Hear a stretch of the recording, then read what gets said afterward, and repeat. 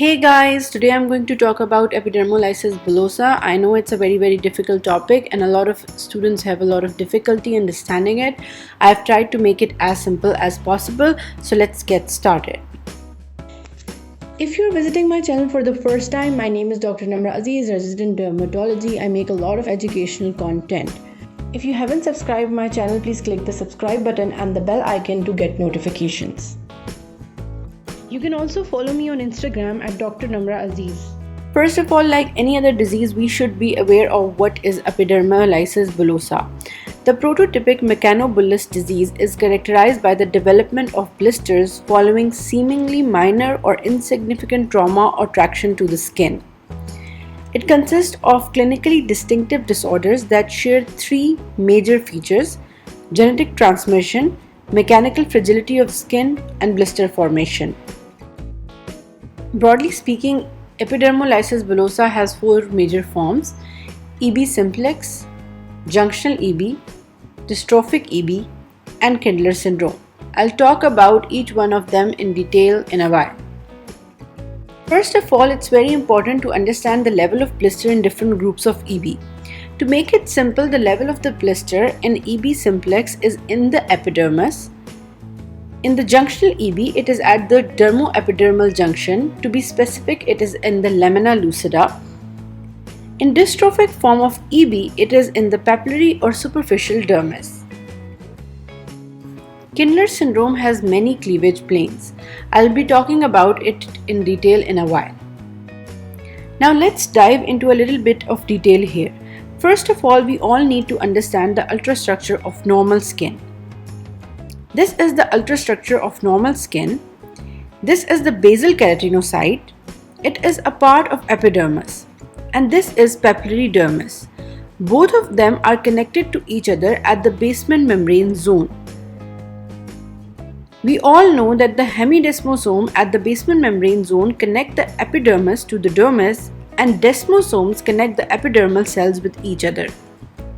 Keratin filaments such as keratin 5 and keratin 14 connect the hemidesmosomal plate to the basal keratinocytes, whereas anchoring filaments form the component of the basement membrane zone, and anchoring fibrils anchor the basement membrane zone to the dermis. Now let's discuss the ultrastructure of level of cleavage or the blister in different forms of EB. In EB simplex, like I said before, the blister arises within the epidermis. It's an intraepidermal blister. To be specific, it arises from the lowermost intracytoplasmic portion of the basal keratinocytes. In a form of EB simplex, which is called as generalized SWER, the keratin filaments tend to coalesce into larger electron-dense clumps, especially in the lesional skin, which can be seen here in the picture. It's important to understand here that the suprabasal forms of EB, which are caused by the mutation in the genes encoding the desmosomal protein, that is the protein which interconnect the epidermal keratinocytes with each other, not with the basement membrane zone, for example, plakophilin 1, plakoglobin, and desmoplakin. These proteins form a component of the desmosomes, which, like I said before, interconnect the epidermal keratinocytes with each other. One thing that I forgot to mention when I talked about normal skin structure is that the basement membrane zone, when viewed on microscopy, has lamina lucida and lamina densa. Lamina lucida is further made up of anchoring filaments and subbasal dense plate. It's important not to confuse yourself between the anchoring filaments and anchoring fibrils. Anchoring filaments form the component of the basement membrane zone, while the anchoring fibrils, like I said before, anchor the papillary dermis. Now let's talk about the ultrastructure of blister cavity in junctional EB. All forms of junctional EB are characterized by blister formation within the lamina lucida of the dermoepidermal junction. As such, the lamina densa remains firmly attached to the dermis, which forms the base of the blister cavity. Subbasal dense plate and anchoring filament, which I said before form the part of the lamina lucida, are completely absent in generalized SWER form of the junctional EB and often attenuated in other subtypes of junctional EB.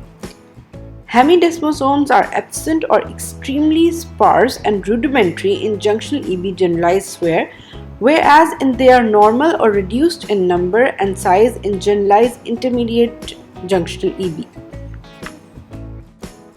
Moving on to dystrophic EB. Blister formation occurs beneath the lamina densa in all forms of dystrophic EB. Anchoring fibrils appear normal in size and structure in dominant dystrophic EB, although they may be somewhat reduced in number.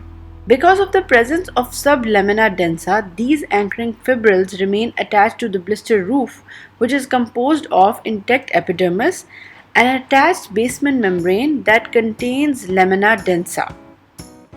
In contrast, anchoring fibrils are usually completely absent in the lesional skin from the patients with generalized severe recessive dystrophic EB. In the generalized intermediate form of the recessive dystrophic EB, anchoring fibrils are reduced in number and rudimentary in appearance.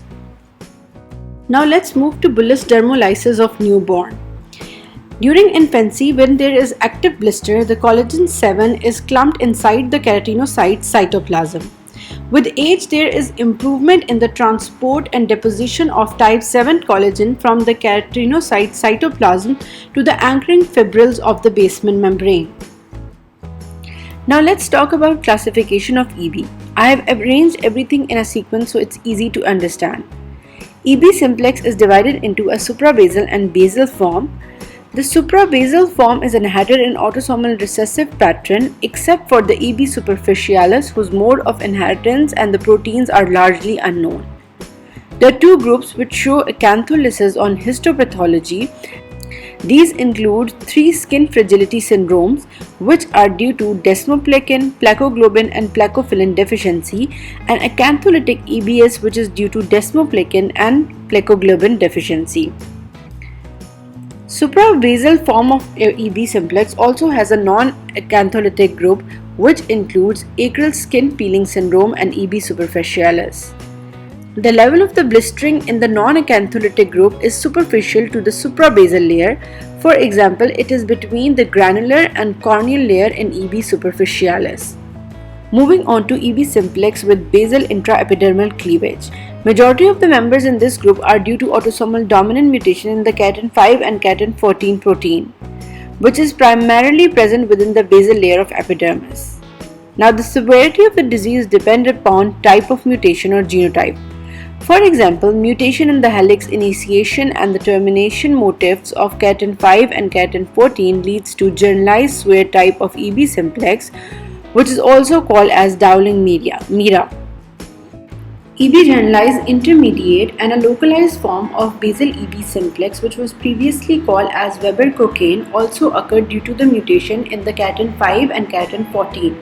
But these are different type of mutations compared to those which occur in the generalized severe form.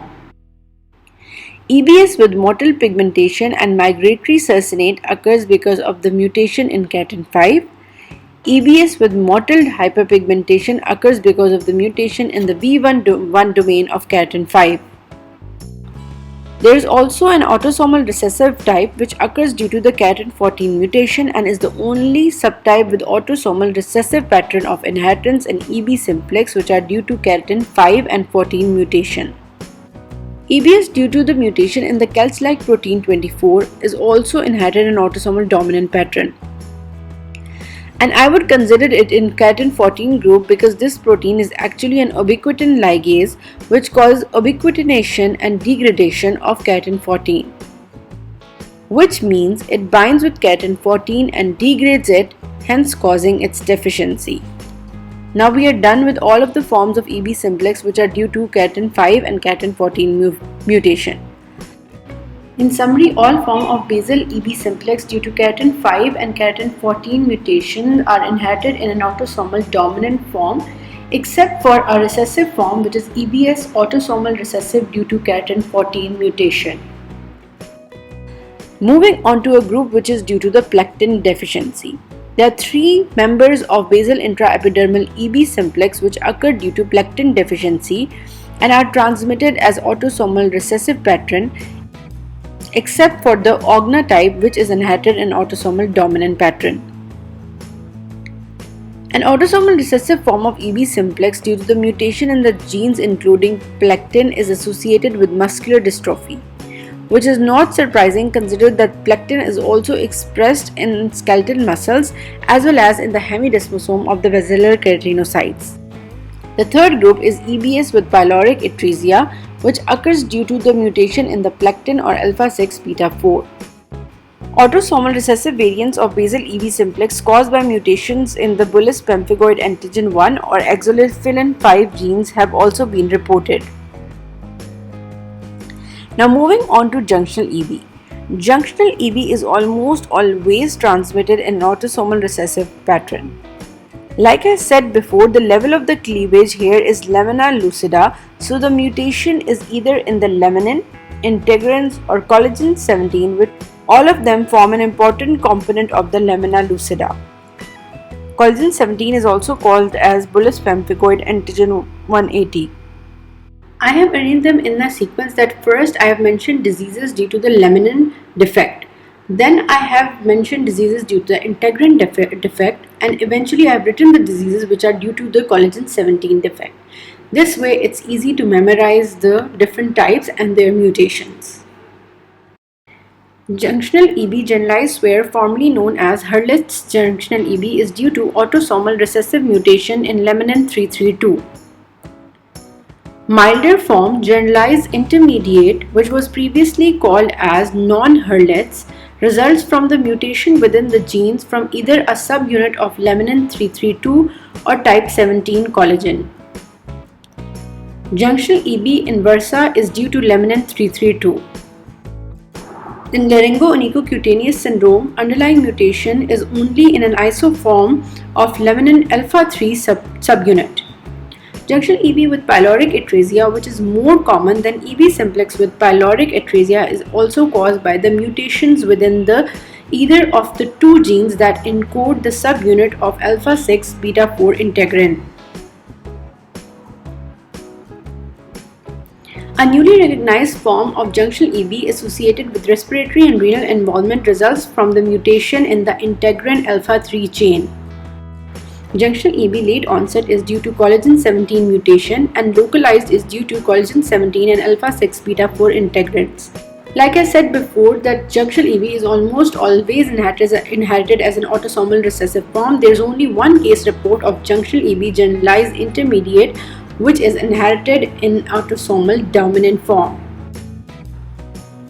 Moving on to dystrophic EB.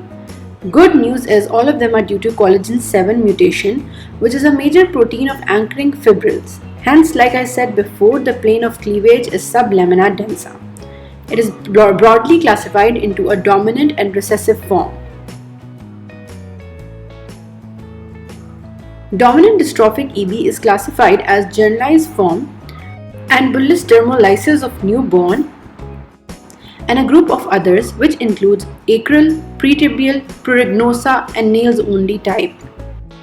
Recessive dystrophic EB also has a generalized form which is further divided into swear form, also known as Hellupi-Siemens, and a generalized intermediate form. In addition to that, there is also an inversa group which I forgot to mention here. So recessive dystrophic EB has a generalized swear form, intermediate form and an inversa form. Bullous dermolysis of newborn can also occur as a part of recessive dystrophic EB like the dominant dystrophic EB. This one also has an others group which contains localized group in place of the acral type, pretibial, pruriginosa and a centripetalis form.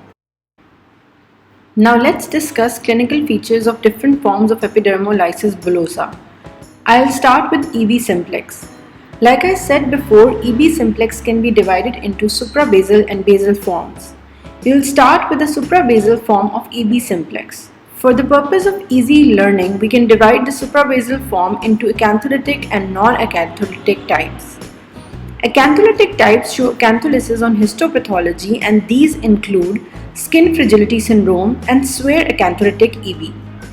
And non-acantholytic forms include EB superficialis and acral peeling skin syndromes. I'll talk about the non-acantholytic type first because throughout this lecture I'll be moving from the less swear to the more swear forms. It's easy to memorize everything like that. In EB superficialis, there are superficial erosions rather than intact blisters similar to those seen in the pemphigus foliaceus. Epidermal cleavage is typically just beneath the stratum corneum. Healing results in localized atrophic scarring or post-inflammatory hyperpigmentation. In acral peeling skin syndromes, there are blisters which typically occur on the feet and resemble localized EB simplex. Although in acral peeling skin syndrome, some of the blister may be more evident on the sides and the dorsal aspect of the toes. And there is peeling of the skin along with the superficial erosions as evident by the name of the disease, acral peeling skin syndrome. It forms an important differential diagnosis of localized EB simplex, which I'll be talking about in a while. Clinically, the two disorders can look very similar and indeed many cases confidently diagnosed as sporadic localized EB simplex may actually be acral peeling skin syndromes.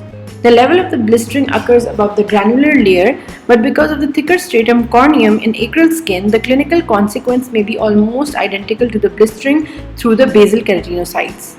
No scarring or atrophy occurs. Spontaneous healing with residual erythema, burning sensation, pruritus, and hyperpigmentation occur. Moving on to the acantholytic form. Like I said before, these include skin fragility syndromes and severe acantholytic EBS. The skin fragility syndromes include groups due to desmoplakin, desmoglobin, and plakophilin deficiency. One due to the desmoplakin deficiency is also called as the skin fragility woolly hair syndrome. EBS due to the plakoglobin deficiency is called as skin fragility and plakoglobin deficiency. EBS due to the plakophilin deficiency is also called as skin fragility and ectodermal dysplasia syndrome. Moving on to severe acantholytic EB, this was previously called as lethal acantholytic EB. The latest consensus has avoided use of the word lethal, preferring to opt for acantholytic EB or severe acantholytic EB or skin fragility syndrome due to plakoglobin deficiency or desmoplakin skin fragility syndromes. This change was made considering the impact such devastating terms can have on the families as well as possible unpredictability in the disease course in some cases. In acantholytic EB, there is generalized skin fragility with rapidly progressive epidermolysis and large sheets of detached skin with superficial erosions at birth. Skin detachment on hand and feet in a glove and stocking pattern, complete disruption of the epidermal barrier without intact blisters or vesicles, no excessive granulation tissue. There is nail loss, neonatal teeth, and intraoral erosions. In addition to that, there is universal alopecia, complete absence of scalp hair, eyebrows, eyelashes despite discrete follicular openings on the scalp. Involvement of the GI, respiratory and gastrointestinal tract occurs because of the suprabasal acantholysis involving the mucous surfaces of these structures. Demise usually occurs in the neonatal period. Now let's discuss the clinical features of basal form of EB simplex. EB simplex can be localized or generalized, which means the blistering can be confined to palms and soles in localized form and can involve trunk, abdomen and generalized areas of the body in generalized form. Let's start with the localized EB simplex. This is the most common type of EB, which was formerly known as Weber cocaine. One more thing that I would like to mention before starting is that I have arranged them in the increasing order of severity. So we will be moving from the less severe form to the more severe forms. The soles and palm are mainly affected with the exception of the side of toes. Blistering may be particularly painful. Many patients have blisters on the feet and a minority, approximately 10%, will have the blisters at other sites such as hands, waist or neck, especially in the hot weather and after friction from clothing or other sources. In most individuals, blistering typically starts in the childhood, but the onset may be delayed until early adult life, only manifesting after strenuous physical activity. The condition is typically worse in warm weather. Hyperhidrosis of the feet is common. This increases friction, which also exacerbates blistering. The blisters usually heal without clinically significant scarring or milia formation, although both may infrequently be seen. Now this needs a little bit of explanation here. Scarring can occur in almost all types of EB, and it is almost always atrophic, but it is more common in some forms of the EB as compared to other. For example, like in EB simplex, there is infrequent scarring.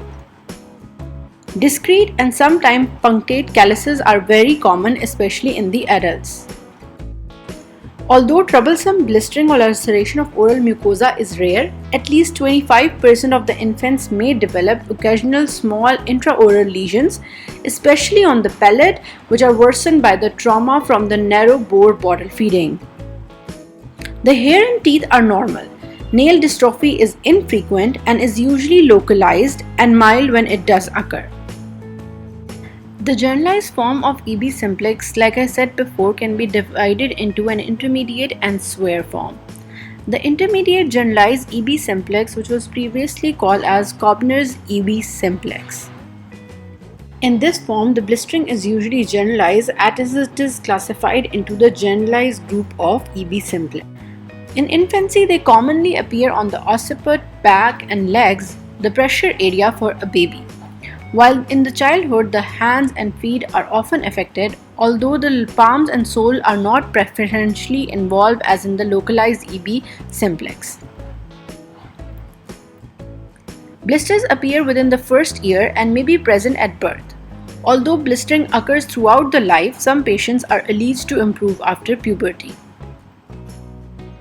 In common with other forms of EB simplex, blistering is worse in warm weather. Approximately 60% of the patients have localized scarring and approximately 15% patients have milia. Patients develop focal palmoplantar keratoderma. Oral blistering with dental caries may be a feature. The development of hair, teeth and nails is normal. The nails rarely may be affected by acral blisters. And if the shedding of the nails occurs, it is usually for a temporary time period. Now let's discuss the generalized severe form of EB simplex. This was previously called as Dowling-Meara. Blisters tend to occur in groups reminiscent of those in the dermatitis herpetiformis, hence it was previously called as EB herpetiformis as well. The distinctive feature of this condition is spontaneous herpetiform annular or arcuate blisters on the trunk, limbs and neck. In infancy, the blistering may be severe and extensive with the involvement of the mucous membrane. The differential diagnosis at this age may include both junctional and generalized recessive dystrophic EB. After several months, the blistering of the palms and soles become frequent as it does elsewhere. Healing of the blisters may leave a hyperpigmentation. Localized atrophic scarring affects 40% of the patients.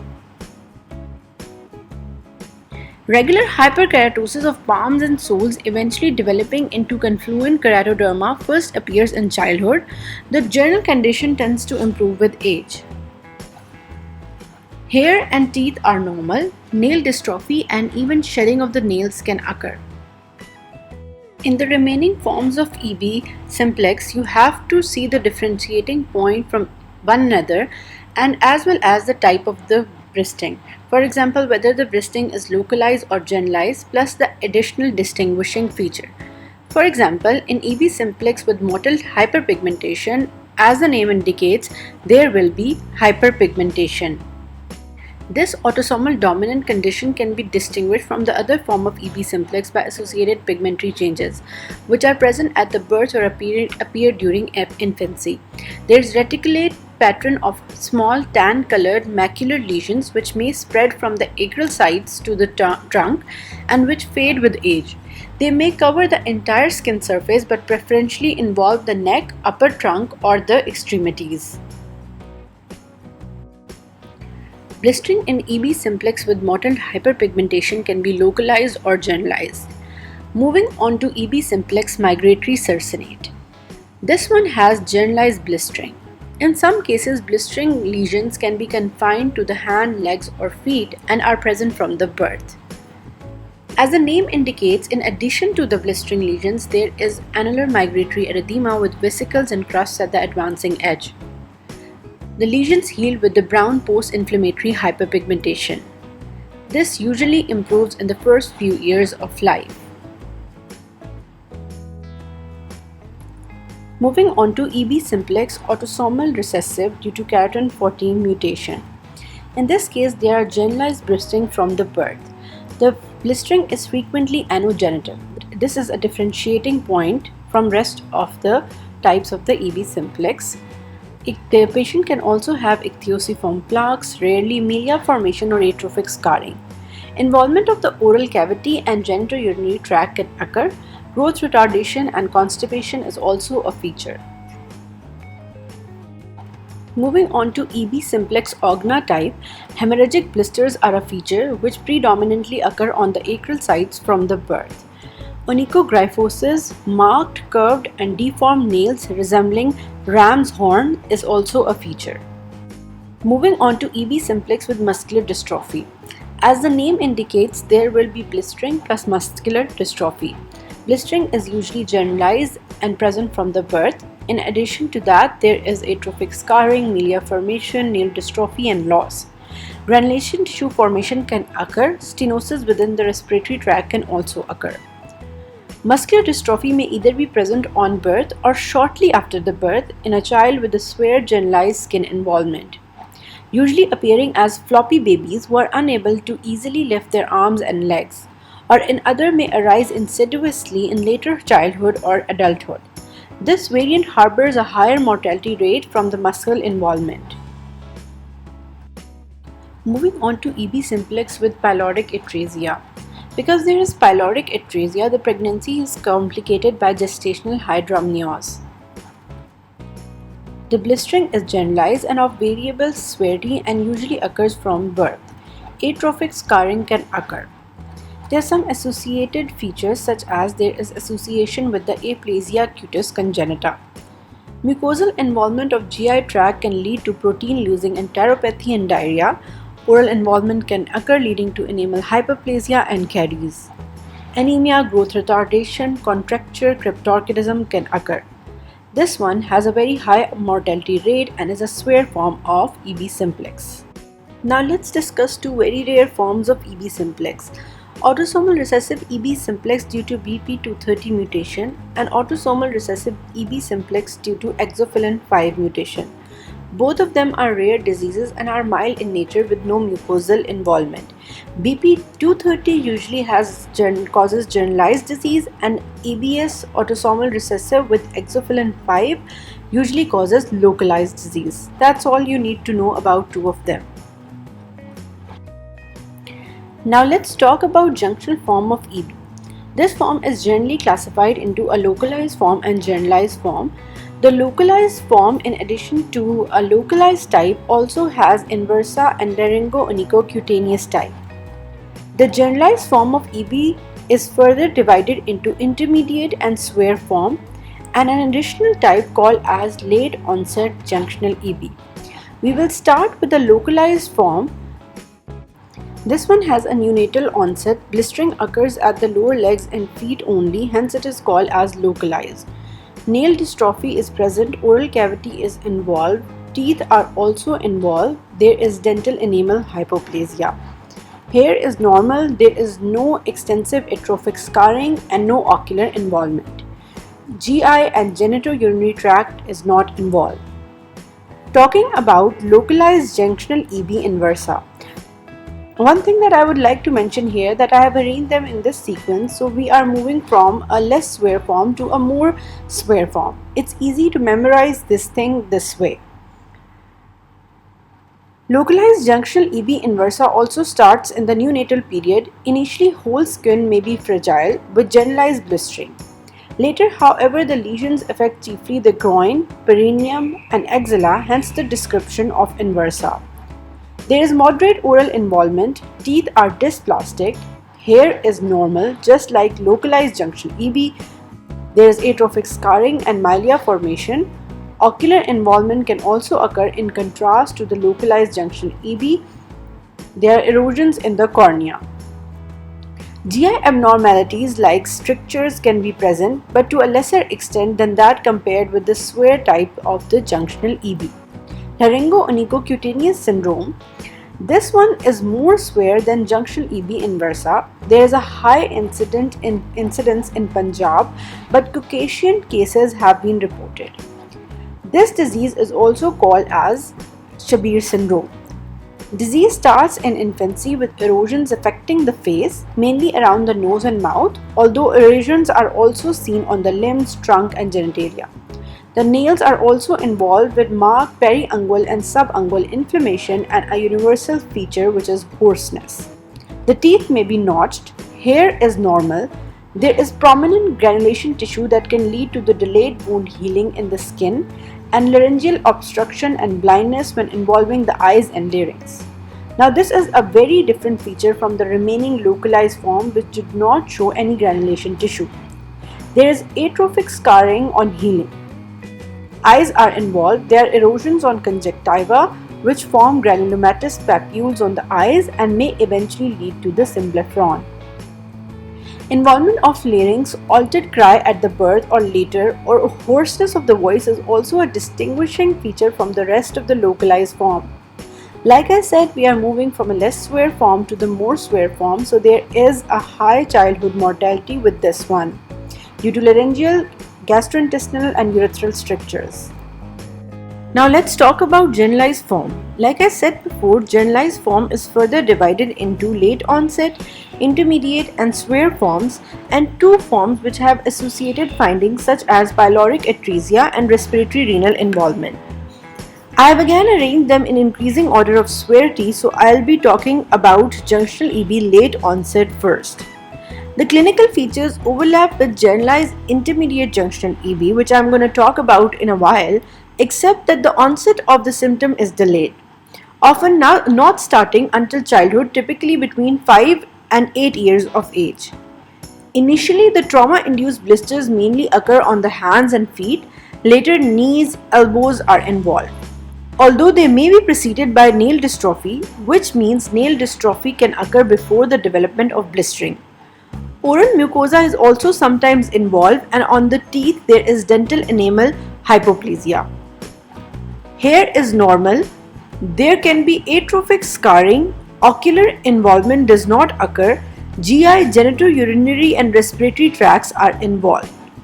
Progressive atrophic changes lead to early loss of fingerprint patterns. In junctional EB generalized intermediate, which was previously called as non-Hurlitz, the blistering usually starts from birth. Blistering is like generalized severe in the beginning. I'll be talking about generalized severe in a while, but in contrast to generalized severe, disease activity in generalized intermediate is milder and patient usually survive to the adulthood. There is widespread skin fragility in blistering. Although blistering persists, there is a gradual lessening in the severity of the disease with age. There is nail dystrophy, even loss of nails. Oral mucosa is involved. The teeth show severe enamel defects and may fail to erupt normally. An important sign of this form of EB is poor hair development. The alopecia affects the scalp, eyebrows, eyelashes, and body hair is also sparse or absent. This is a very distinguishing feature of generalized intermediate EB. Typically, the lesions in generalized intermediate junctional EB heal with atrophic scarring, which can be mistaken for the scarring seen in dystrophic EB, especially on the lower legs and back of hands. There is ocular involvement and reports of corneal ulceration. Esophageal strictures, oral lesions, and urethral strictures have all been reported. One important thing that I forgot to mention is that up to 5% of the patients may develop a degree of pseudosyndactyly, which is generally clinically suggestive of dystrophic EB, but can also occur in this form. Moving on to generalized severe junctional EB. This is the most severe form of junctional EB and was previously called as Hurlitz junctional EB. Blistering and erosions are present at or soon after the birth and rapidly become generalized. The whole skin is extremely fragile, and lifting or turning the baby may cause extensive blistering or peeling away of the epidermis.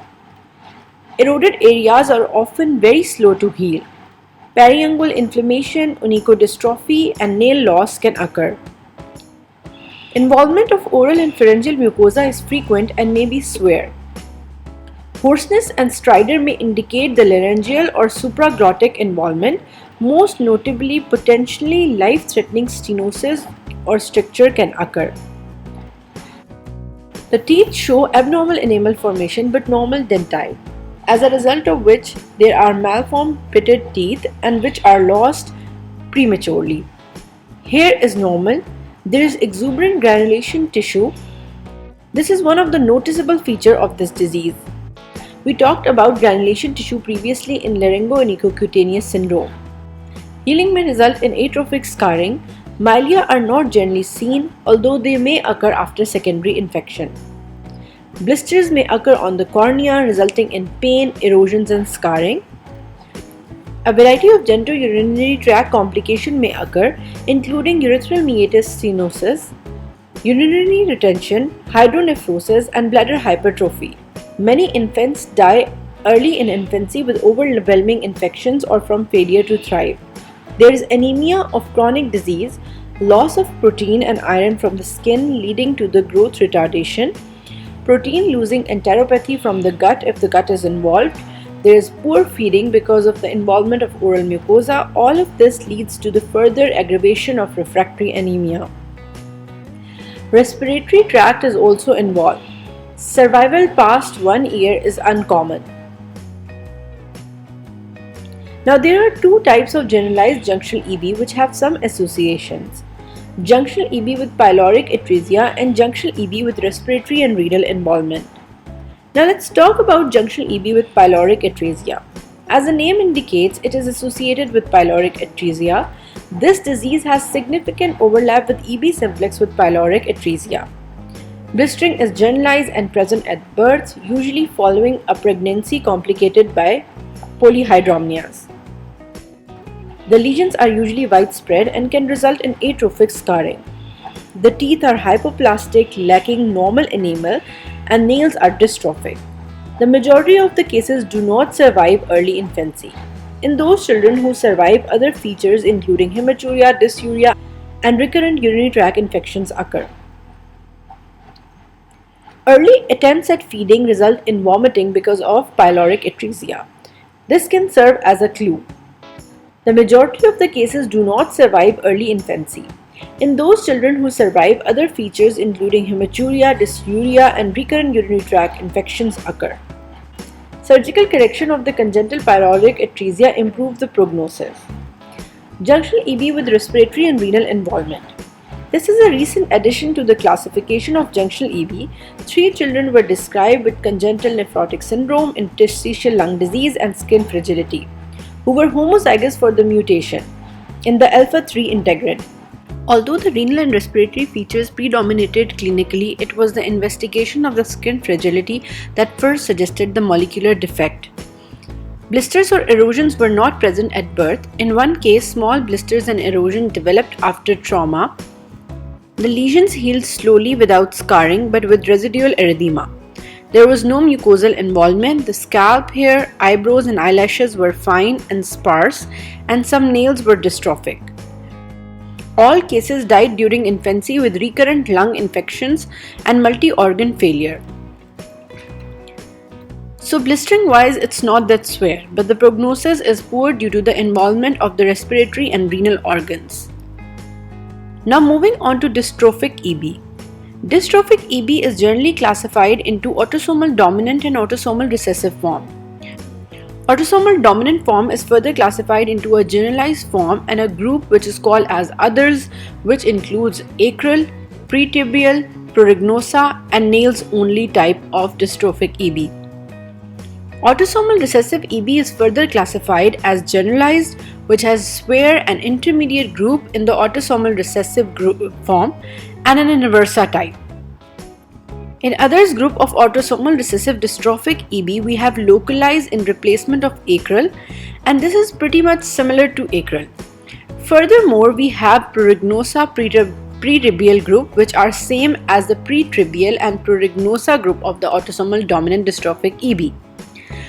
I think the only group which needs a little bit of memorization is centripetalis group in recessive dystrophic EB and nails only group in dominant dystrophic EB.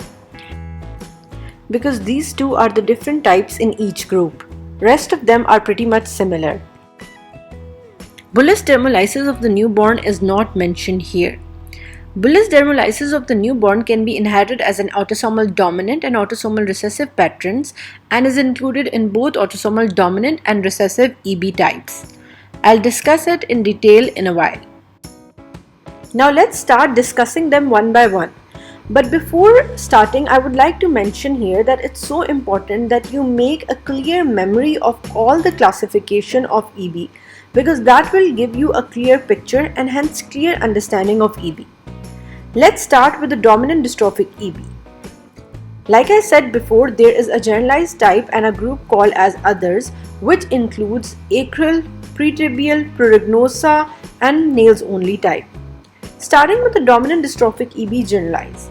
Well, here the blistering starts at birth or soon after birth. It's not something different from the rest of the form of the dominant dystrophic EB because in all of them blistering starts at birth or soon after. Blisters in dominant dystrophic EB mainly occur following trauma to the skin overlying the bony prominences, such as knees, ankles, and dorso of the hands or feet. The most consistent finding are the localized scarring with milia formation and dystrophic nails. Nail dystrophy is probably the most important diagnostic feature of the disease, especially in adults, because many patients have only limited scarring, which becomes less noticeable with age. The nail plates, particularly of the large toes, are often diminutive or even entirely absent, where the normal nail is replaced by atrophic scarring. Blistering in the mouth is usually mild and the teeth are generally normal. However, perianal lesions may cause considerable pain, especially in the children. Hair is normal.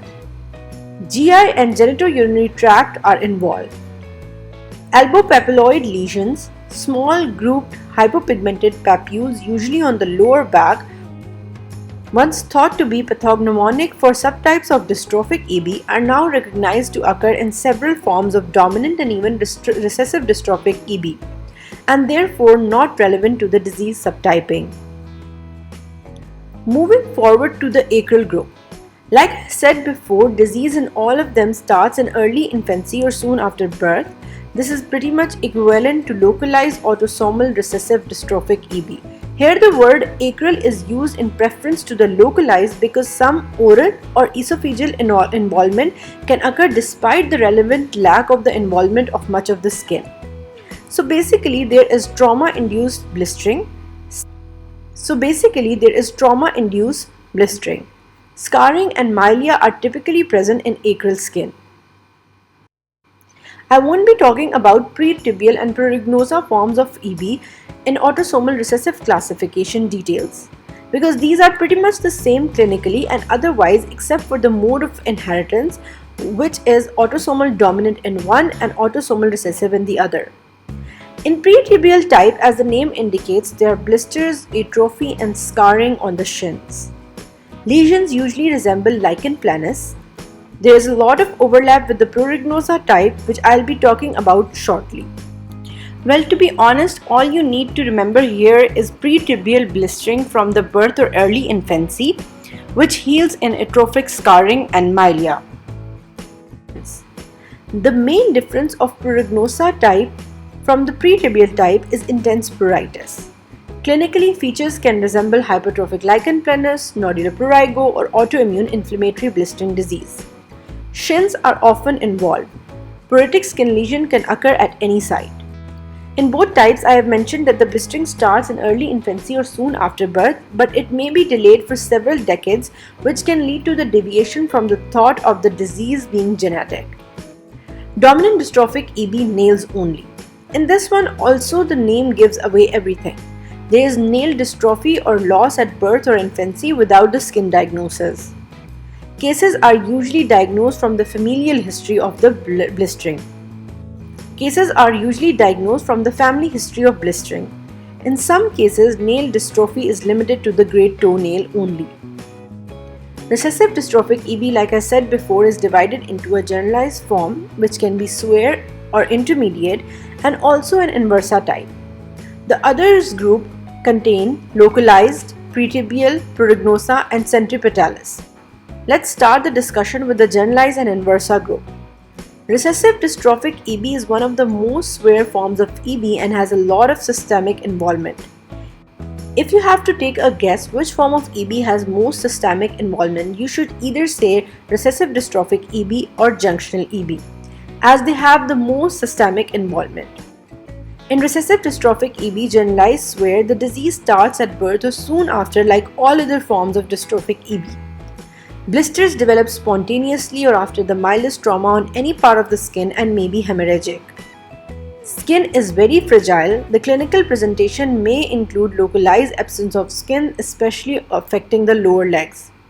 Although the whole skin is fragile and at a high risk of developing blisters, the main site of predilection are those subjected to the repeated friction and other forms of physical trauma. These include knees, elbows, hands, back of the neck, shoulders, and over the spine. Healing lesions leave atrophic scars, although thicker scars may occur over the large joints such as knees. Milia formation is nearly a constant feature. Chronic erosions and ulcers tend to become covered with a slough, often associated with heaped up crusting and scaling, increasing the risk of secondary infections. There are dystrophic or absent nails, hair growth on the scalp and body is impaired, and scarring alopecia may occur. Oral lesion may be severe, leading to the mark and chyloglosia and microstomia. The gums are fragile and gentle toothbrushing may induce epithelial disruption with bleeding. The lingual papilla are lost and the surface of the tongue becomes smooth, shiny and atrophic, although there is limited evidence for a primary abnormality of dental enamel in dystrophic EB. The teeth are at a high risk for developing caries. Perianal blistering and erosions and painful fissures are common in childhood. Later, anal stenosis from scarring may develop, leading to constipation. The main ocular complications include symblefron, corneal erosions, and corneal opacity or scarring from the web formation. Esophageal involvement is a serious and invariable complication. It may occur very early in life, even in infancy, and by the age of 20 to 30 years will have affected most patients. Blistering in the esophagus may cause acute pain and dysphagia with difficulty in swallowing solids. With time, partial or complete obstruction may result from the esophageal strictures caused by scarring and fibrosis or web formation. During childhood, repeated blistering with progressive scarring leads to the fusion pseudosyndactyly of adjacent fingers and toes. Digits can undergo progressive contractures and gradually become encased in a cocoon-like covering of thin scar tissue resembling a mitten. Disuse of hands result in bony resorption and muscle atrophy. Some blood vitamin and trace metal levels are also low and refractory anemia is evident. Osteopenia and osteoporosis are common. Rarely, secondary amyloidosis can also develop in cases associated with persistent chronic inflammation and extensive scarring. A more common and clinically very important complication of this form of EB is the development of squamous cell carcinoma, even in the individuals as young as 6 years of age. Most carcinomas are on the limbs, often in the areas of the chronic non-healing ulceration. Multiple primary tumors with progressive loss of differentiation for each subsequent cancer is the usual course. Death typically occurs within the 5 years of the first malignancy. Moving on to dystrophic EB generalized intermediate. This has pretty much all the findings of generalized severe EB except for the hair abnormalities which are not prescribed in the recessive dystrophic EB generalized intermediate. Even pseudosyndactyly and increased risk of squamous cell carcinoma are also present. However, it is generally milder than the recessive dystrophic EB generalized severe. Recessive dystrophic EB inversa. In this one, blistering may be present at birth or start soon after. The primary areas of blistering and scarring include groin, axilla, neck, and lumbar area. Although in early life the distribution of the blistering may be generalized and not indicative of subsequent pattern. Lesions heal with scarring, milia, nail dystrophy is present, oral cavity and conjunctiva can be involved, GI and genitourinary tracts are involved, and there is anemia and growth retardation. These patients also have increased risk of developing squamous cell carcinoma. Moving on to others group. This, like I said before, includes localized, pretibial, pruriginosa and centripetalis forms. The localized group, like I said before, is pretty much similar to the acral group of the dominant dystrophic EB, and when I explained dominant dystrophic EB acral group, I explained why it is not preferably called as a localized type. Skin fragility, scarring and milia are mostly confined to the hand, feet and nails. Pretibial pruriginosa type I won't be discussing here because the only difference of these type from the dominant dystrophic EB is the mode of inheritance. In recessive dystrophic EB centripetalis, individuals had generalized blistering at birth, but within the first year of life, the skin disease activity was confined to hands and feet. Over several decades, blistering slowly progressed proximally in a centripetal manner with active blisters and milia formation along the active edges and atrophic scarring. Nail dystrophy was present distally. At the time of death in late adulthood from unrelated causes, no blistering had occurred on trunk, face or neck, and there was an absence of any systemic involvement. Thank you so much for watching my video. If you have any questions, you can comment below. Please don't forget to subscribe to my channel and follow me on Instagram at Dr. Namra Aziz.